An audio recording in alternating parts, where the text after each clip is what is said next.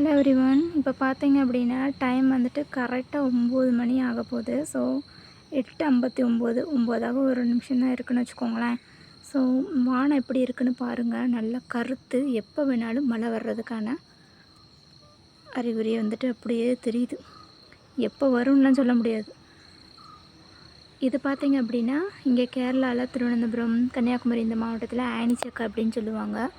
So இது உங்களுக்கு தெளிவாக தெரியுது இல்லைன்னு எனக்கு கிளியராக தெரியல. குட்டியாக இருக்கும் செக்கை, பலாப்பழம் அப்படின்னு சொல்லுவாங்க. அந்த பலாப்பழத்திலே வந்துட்டு குட்டி வெரைட்டி, மினி வெரைட்டின்னு சொல்லுவாங்க. இதுவும் உள்ளே பார்த்தீங்கன்னா பலாச்சோளம் போல் குட்டி குட்டியாக தான் இருக்கும்.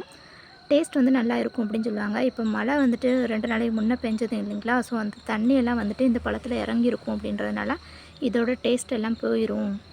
இனி இதை சாப்பிட்டாலும் டேஸ்ட்டாக இருக்காது அப்படின்னு வந்துட்டு சொன்னாங்க. இதில் எவ்வளோ காய்ச்சி இருக்குன்னு பாருங்கள். மரம் ஃபுல்லாக அதுதான். இது உங்களுக்கு நான் தனியாகவே வந்துட்டு ஒரு வீடியோ எடுத்து போடுறேன். அப்படியே நம்ம பார்த்தோன்னா இப்போ அழகாக பூத்து நிற்காங்க. இனி கொஞ்சம் நேரத்தில் மழை வந்து அடித்து ஊற்ற போகுது.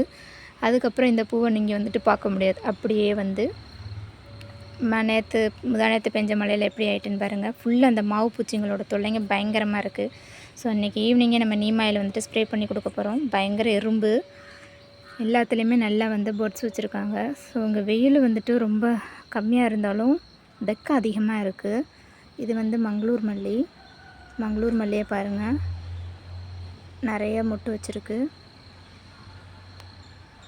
அதுக்கு பேக்கில் வந்து கொஞ்சம் கீரைகள்லாம் இருக்குது. ஸோ அதனாலேயே இங்கே எறும்பு அதிகமாக இருக்குது. கீரை பக்கத்தில் வச்சுருக்கனால கூட எறும்பு வரலாம் அப்படின்னு சொல்லியிருந்தாங்க. ஸோ அதுக்கு நம்ம ஒன்றும் பண்ண முடியாது. ஏன்னா அது அயன் சத்து கண்டென்ட் உள்ளது இல்லையா? ஸோ அது நம்ம செடிகளுக்கும் தேவை, நம்மளுக்குமே ரொம்ப ரொம்ப தேவை. நம்ம ஹெல்த்துக்கு ரொம்ப நல்லது.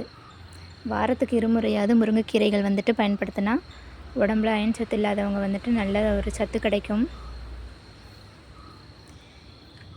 எப்போ மழை வரும்னு தெரியாது. யார் யார் ஊர்லெலாம் வந்துட்டு மழை வர மாதிரி இருக்குது அப்படின்றத கண்டிப்பாக கமெண்ட் செக்ஷனில் கமெண்ட் பண்ணுங்கள். ஸோ அங்கே இருக்கிறது பார்த்திங்க அப்படின்னா கரிசலாங்கண்ணி, ஒயிட் கலர் கரிசலாங்கண்ணி ஒரு பெரிய மரம் மாதிரி வந்து நிற்கிது. இனி அதை கட் பண்ணி நம்ம பதியம் போட்டு வைக்கணும்.